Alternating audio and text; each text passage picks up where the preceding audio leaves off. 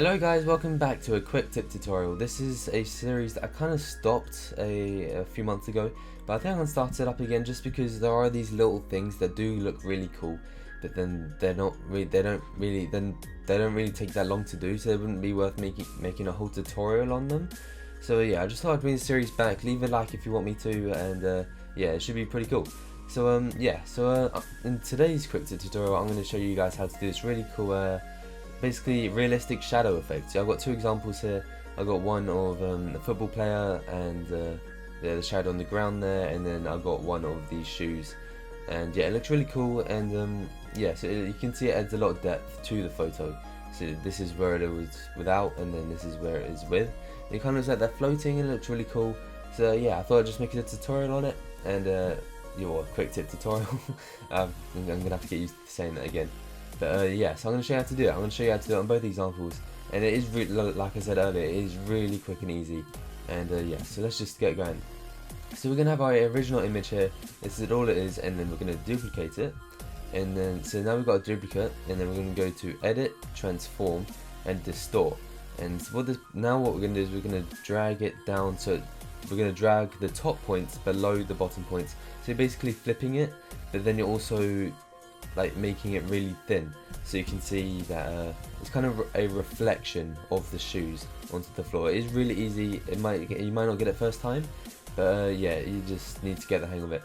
And now that we've done that, we're going to double click on the flipped version that we made to open our layer styles, then go to color overlay, make sure this is black, and then make sure the blend mode is normal, and then opacity is 100%. Okay, so now we've done that, we're going to right click on our shadow layer, then go to rasterize layer style. And now that we've done that, we can go to filter, blur, and then Gaussian blur. Depending what it is, would it probably affect how much of a blur I'd add, because if I do want like a bit of some bits darker than others, I would probably wouldn't do so much. But if it's like really not that detailed item, then I could just blur it a lot. But yeah, so I think for this one, I think this is pretty cool. Yes, and then you press OK, and then you just want to drag it down to wherever you want the shadow to be. Make sure that there is always a light source, unless the whole background is white like this, then you don't really need to worry about that. But as you can see in this one, I did have to create a light source just so the shadow would actually make sense. Otherwise it would just be like, oh, why is there a shadow there? And yeah, you don't really want that. So yeah, you could also lower the opacity on the shadow as well. That could also look pretty cool as well. So you can see it's so easy to make the shadow effect, and that's why I didn't really want to make a whole tutorial on it.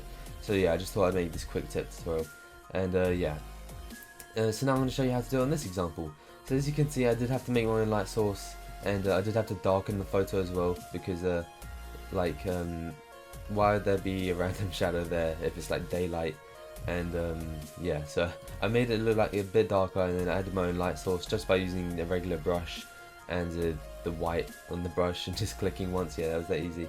And okay, so let me show you how to do the shadow effect for people. It is the same thing pretty much, but it's just it's a different item, maybe a bit more difficult, so I'll just show you how to do that as well. So yeah, first off, again, you want to duplicate your original item that you want to make the shadow of, and make sure that there is none of the background as well. So as you can see, like, it's all just the person, because obviously if you had the background in it, it wouldn't work. So yeah, make sure it's just the person. You might need to pen tool the person out of the original image. And okay, so we duplicated our person, and then we're going to go to Edit, Transform, and then Distort again. Then just drag these down, just like this. And obviously our light is coming from the top right corner, so our shadow is going to be kind of leaning towards the left of him. So you just might want to drag this out a bit.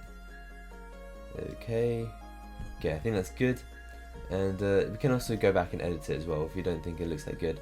So we go Transform and Distort, and then we can just change it a bit again, because sometimes when you do press enter, it doesn't look as good as you thought it would.